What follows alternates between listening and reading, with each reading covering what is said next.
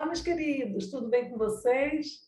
Hoje a conversa vai ser sobre solidão, um tema que tem chamado muito a minha atenção por causa do efeito que ela está causando nos idosos e assim como está atingindo muitos idosos.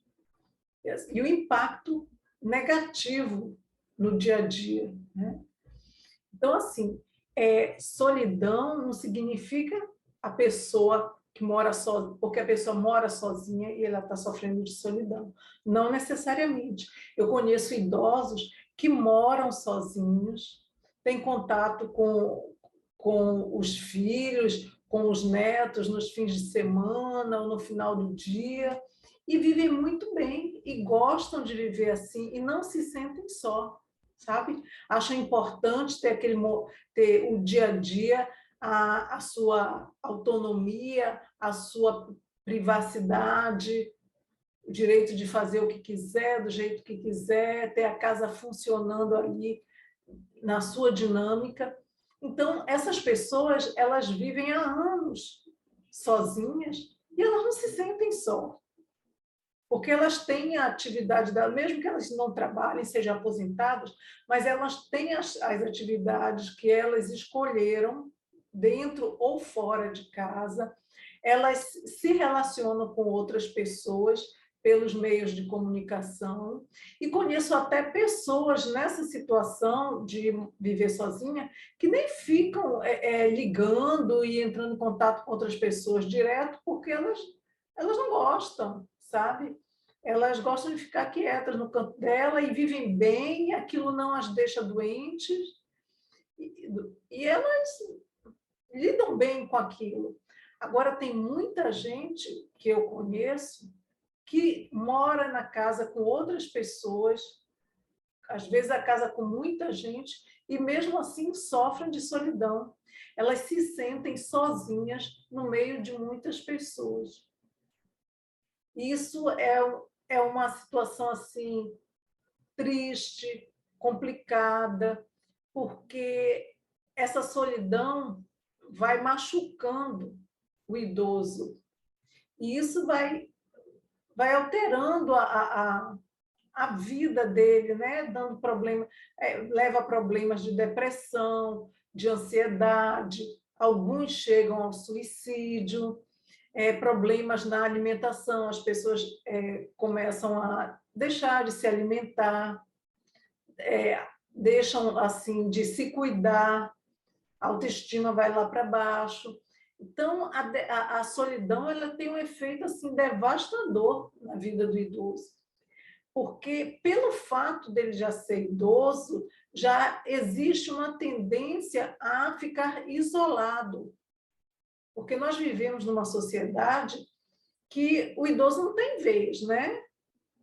As pessoas mais jovens, elas não têm paciência para lidar com os idosos, elas não se interessam de compartilhar ali a vivência. E aí esses idosos, dentro de casa, na companhia de outras pessoas, reclamam muito que se sentem só. Então é isso. Cada um está ali no seu afazer, quando ninguém está fazendo nada, está no celular. E essas pessoas sentem muito isso. Eu tenho muito contato com pessoas nessa situação, que ligam para mim, me procuram para esse atendimento, e elas sempre alegam que elas sentem falta de ter com quem conversar, com quem trocar ideias, elas sentem falta de alguém que possa ouvir as histórias delas. Muitas vezes recordações da vida, sabe? Da juventude, pessoas que elas sentem faltas de ser compreendidas, de serem, elas querem alguém que pare para ouvi-las, sabe?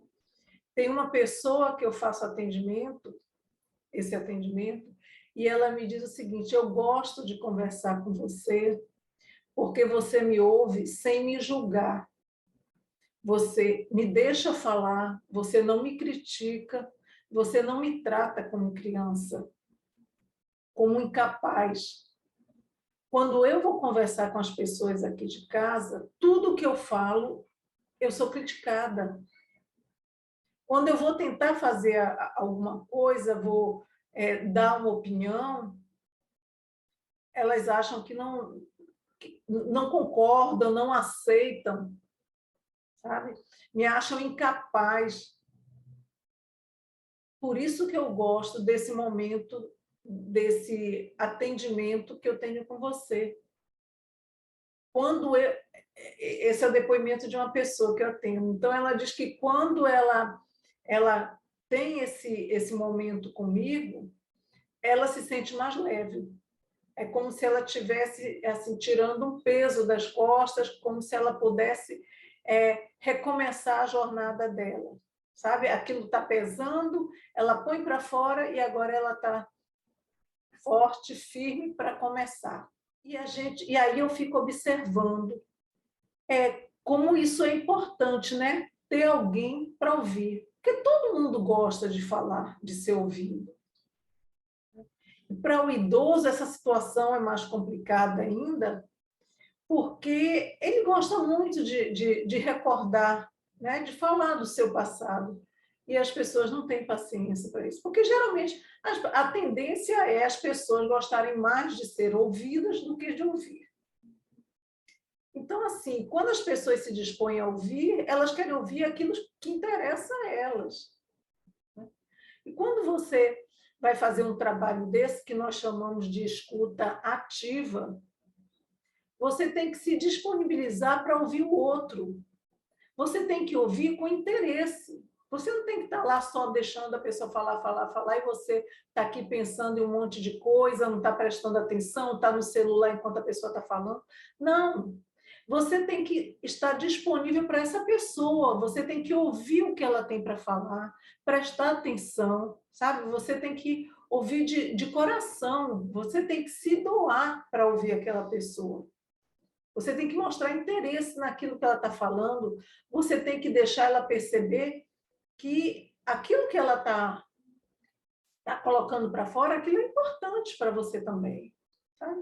E a gente que ouve, a gente tira ensinamento disso. Então, o trabalho de escuta ativa é um trabalho, é outra vertente, é outro ramo do trabalho do gerontólogo. Tá? E isso, assim, nos dias de hoje, isso é muito importante, porque a pandemia isolou pessoas que já eram isoladas naturalmente por conta da cultura, né? O idoso ele é deixado de lado, ele é abandonado. Então, se isso já acontecia antes da pandemia, com a pandemia ele já teve que se isolar pelo motivo de todo mundo. Então, assim, é como se ele ficasse isolado duas vezes. E a gente vê assim que na hora que eles mais precisam ser acolhidos, que é no momento da velhice, é quando eles ficam desamparados. E você vê assim muitos adoecendo mesmo, gente. É problema de estômago, é problema de depressão, é problema de pressão alta, sabe? Problemas assim fisiológicos mesmo. Quando você vai investigar, vai fazer um exame médico, está tudo normal, mas aquela pessoa está padecendo de solidão. E, assim, essa solidão vai causando um estresse. Todo estresse desregula o corpo da gente. Essas pessoas, elas precisam ser ouvidas. A gente tem que tem que disponibilizar um tempo para ouvir essas pessoas com paciência, com carinho, sabe? Elas precisam sentir que esse é um momento um momento de afeto. Quando você para ouvir essas pessoas, elas se sentem acolhidas, elas se sentem queridas, sabe? Isso é muito importante. Então, esse trabalho de escuta ativa que o gerontólogo faz é um trabalho que ele pode ser feito presencialmente e ele pode ser feito online. Hoje, com a pandemia, e agora chegando essa variante, a Ômicron, as pessoas estão começando de novo a ter mais cuidado, né? Porque agora disparou. E a opção é online. O que você puder fazer sem precisar estar se reunindo com outras pessoas, melhor. E aí você pode fazer isso online. Muita gente fala assim, mas eu não sei usar o computador, eu não sei usar o celular, eu só uso para falar, eu não sei os recursos. Mas uma coisa positiva que essa pandemia trouxe algumas coisas positivas, né? Uma delas é que esse grupo, esse público idoso, ele aprendeu a lidar com a tecnologia por necessidade. Ele viu que ele tinha que aprender a mexer no celular, mexer no computador, senão ele ia ficar mais isolado ainda. Então, muitos idosos já estão sabendo utilizar esses recursos da tecnologia. E para aquele que não sabe, que só usa o básico do celular, quer falar, esses atendimentos de escuta ativa, eles podem ser feitos por ligação telefônica, por chamada de vídeo. Se a pessoa não quiser uma chamada de vídeo, faz por chamada de voz mesmo, mas é importante que você esteja ali vendo a pessoa, sabe? É importante que o idoso veja que você está ali de coração aberto, que você está ali se sentindo bem de estar ali na presença dele, ouvindo o que ele tem para falar.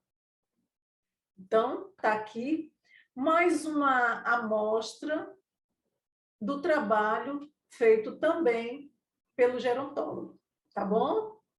Então, gente, eu vou ficando por aqui. Beijo, tchau!